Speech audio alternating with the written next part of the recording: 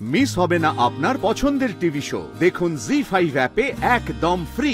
একটা বৃদ্ধাবাস রয়েছে, সেই বৃদ্ধাবাসটা কিভাবে আমি শুরু করলাম, আমার একটা থেকে কিভাবে 3টে বৃদ্ধাবাস করলাম, এবং সেগুলো সম্পূর্ণভাবে প্রিজারভেটিভ ছাড়া। আজকে সুতোর হাত ধরে কিভাবে আমি সংসারে উন্নতি এনেছি, স্বামীর পাশে দাঁড়িয়েছি। অরিত্রাদির সাথে কথা বলবো। বীরভূমে আপনার ফার্ম হাউস কিভাবে শুরু করলেন? থাকতেন তো কলকাতায়। কলকাতায় থাকতাম আমি এবং আমার হাজব্যান্ড, দুজনেই আমরা কিন্তু ফিল্ম ইন্ডাস্ট্রির সঙ্গে যুক্ত ছিলাম। আচ্ছা, কিরকম? আমি তো অ্যাসিস্ট্যান্ট ডিরেক্টর ছিলাম, ও ক্যামেরার কাজ করতো। তো একটা সময় আমরা ঠিক করলাম যে আমরা শহর ছেড়ে একটু দূরে যাব। এটা কত বছর আগের কথা? আমরা এটা শুরু করি হচ্ছে 2019।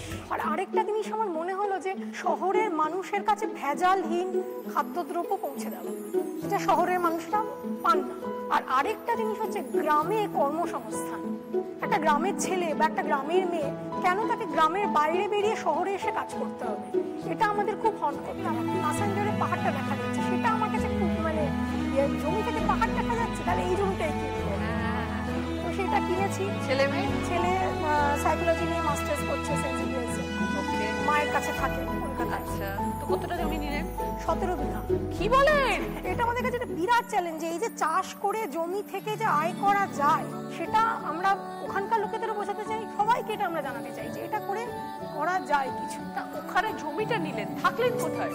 থাকলাম বাড়াবাড়িতে। তারপরে শুরু করলেন কিভাবে? তারপরে শুরু করলাম চাষ দিয়ে। কি চাষ করলেন? ধান, তিল, এই যে সর্ষে হয়, সর্ষের তেল নিয়ে এসেছি, এইটা আমাদের শুরু হলো। লম্বা লম্বা চাষ।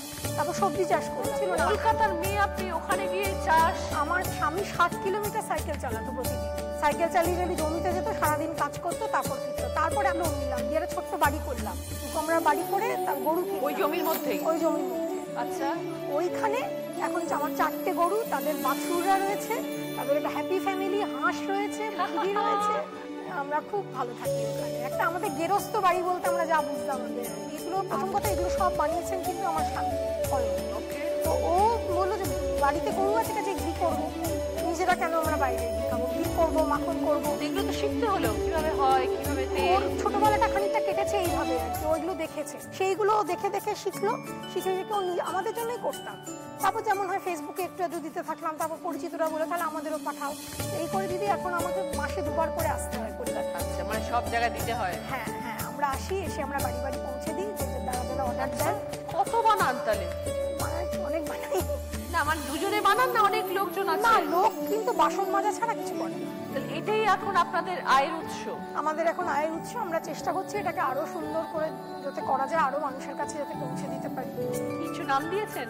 পুনশ্চ কৃষিকাজ, ফেসবুকেও পেজ আছে, ওখান থেকেও অনেকে যোগাযোগ করে। আপনি যখন বীরভূমে গেছিলেন তখন গিয়ে দেখলেন যে ওখানকার মানুষ চাষবাস করতে চায় না। সব থেকে বড় কথা, কোনো রাসায়নিক নেই, কোনো ভেজাল নেই, কিছু পেস্টিসাইড দেওয়া নয়, কোনো স্প্রে দেওয়া হচ্ছে না, কিছু না। প্রোডাক্টের ফিডব্যাক কি পাচ্ছেন? আর ফিডব্যাক, খারাপ ফিডব্যাক এখনো পর্যন্ত বলতে নেই, পাইনি কখনো। ফ্যান্টাস্টিক। আমরা তো জীবনে এরকম ধরনের রিস্ক নিতে 100 বার ভাববো, 50 বার পিছিয়ে আসবো। আপনি আমাদের ইন্ডাস্ট্রির মানুষ হয়ে এখান থেকে বেরিয়ে গিয়ে এরকম একটা ডিসিশন নেওয়া, এরকম ভাবে একটা সেট আপ তৈরি করা, ওরকম গ্রামে গিয়ে, দারুণ দারুণ। এই চিন্তা ভাবনার জন্য আপনাকে স্যালিউট।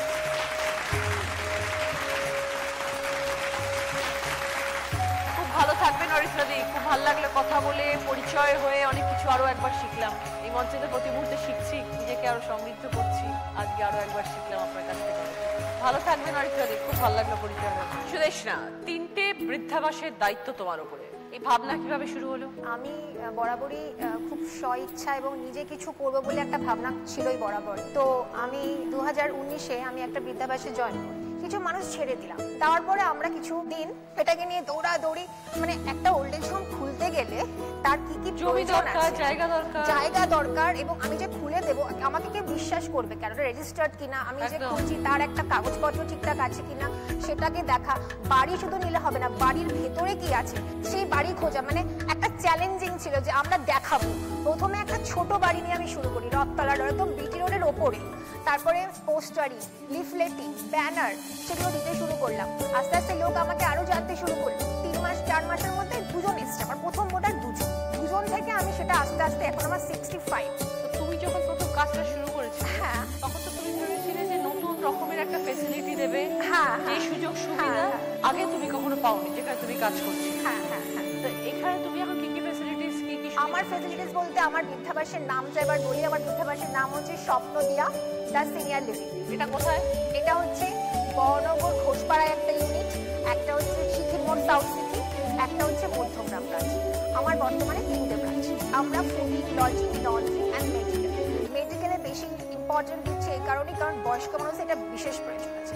এমার্জেন্সি নার্স থাকে। আমার কিছু মেডিকেল ইকুইপমেন্ট এখন হয়েছে যেগুলো আমি আস্তে আস্তে কিনেছি, হসপিটাল বেড কেনা, তো এগুলো আমি রেডি করেছি, কারণ আমার কাছে সুস্থ মানুষও আছে, আমার কাছে অসুস্থ মানুষও রয়েছে। এছাড়া টিভি তো ঘরে থাকেই, সারা দিন টিভি দেখছে। কিছু ভালো মানুষ আছে যারা স্বইচ্ছায় আসে, ওনারা নিজেরাই জানে যে আমার ছেলেমেয়েরা বাইরে থাকছে, আমাদের একটা সিকিউর লাইফ দরকার, একটা পরিবেশে যাই সেফ থাকতে পারবো আর মেডিকেল ফ্যাসিলিটিটা ভালো করে পাবো, এটা একটা। আর কিছু মানুষ আছে যারা শর্ট স্টে, যে বাড়িতে ঘুরতে যাচ্ছে, বিয়ে বাড়ি আছে, মেয়ে চাকরি সূত্রে বাড়ি যাচ্ছে, তো মা বা বাড়ির আরো বয়স্ক মুখ যারা রয়েছে তাদেরকে 7-8 দিনের জন্য বা 10 দিনের জন্য বা 1 মাসের জন্য রেখে যাবে, তো সেই শর্ট স্টেটাও আমার কাছে আছে। প্লাস পেশেন্ট আছে যেটা আরো বেশি ক্রিটিক্যাল। আমার কাছে এমন এমন পেশেন্ট আছে যাদের বেশর হয়ে গেছে, প্রচুর বাজে অবস্থা, মানে বাড়িতে রেখে ওরা করতে পারতো না, মানে সেই ট্রিটমেন্টটা আমি এখানে আমার নার্স রয়েছে, তারা প্রতিনিয়ত দেখছে, প্রত্যেকদিন ড্রেসিং চলে। আমার কাছে যে মানুষগুলো যে বাড়িতে রাখতে পারছে না, অসুস্থ মানুষ, তারাও আমার কাছে রয়েছে, আমি এই কেয়ারটাকেও দিচ্ছি। খুব ভালো কাজের সাথে নিজে যুক্ত হয়েছে সুদেশনা। শম্পা, টেলারিং এর বিজনেস কিভাবে শিখলে এটা? পড়াশোনার সঙ্গে সঙ্গে ওটা সেলাই শিখেছো? শিখেছি। তারপর সেটা কবে ভাবলে যেটাকে ব্যবসা করব? আমরা লাভ ম্যারেজ করে বিয়ে করি। ও পড়াশোনা করতো, আমিও পড়াশোনা করতাম, কিন্তু বিয়ে করার পর ভাবছি যে কি করে চলবে, কোনো রোজগার নেই? না রোজগার নেই। আচ্ছা, বিয়ে করে নিলে? হ্যাঁ, আমার বিয়ে করার কারণ হলো আমার বিয়ের 1 বছর আগে আমার শ্বশুরমশাই লিভার জন্ডিসে মারা গেছে, বিয়ে করে নিলাম। বিয়ে করে ভাবছি কি করবো এবারে। তোমার বাড়ি থেকে মেনে নিল? আমার বাপের বাড়িতে মেনে নেয়নি। আমি তখন বললাম, জানো আমি তো সেলাইটা জানি, মোটামুটি তো সবাই আমাকে চেনে, আমি সেলাই করি, আমি সেলাইটা শুরু করবো। আমি তখন বলছি আমি আমার কানের দুলটা দিচ্ছি, নিয়ে যাও, ওটা বিক্রি করে টাকা আনো, দিলে আমি মেশিন একটা কিনবো, ব্যবসাটা শুরু করবো। তারপর ব্যবসাটা শুরু করলাম। ব্যবসাটা শুরু করতে করতে প্রচুর কাস্টমার হলো। তারা আবার বললো দিদি তুমি শেখাবে, তাদেরকে শেখালাম, প্রায় অনেকজনকেই শিখিয়েছি, তারা এখন আমার হেল্প করে। তারপরে হাজব্যান্ড কাজ পেলো, হাজব্যান্ডের সঙ্গে সহযোগিতা করে দুজন মিলে সংসার সামলাচ্ছি, একটা ছেলেও হয়েছে 1 বছরে, তারপরে একটা বাড়িও আস্তে আস্তে বানাচ্ছি, এইভাবে চলছে দিদি। আর কি কি বানাও? মেয়েদের অল্প ওটা। কতজনকে শেখাচ্ছ এখন? এখন প্রায় 8 জন শেখে, আর একটা মেশিন ছিল, তার থেকে আমি 4টা মেশিন করেছি। এখন যা রোজগার করতে সংসার চলছে?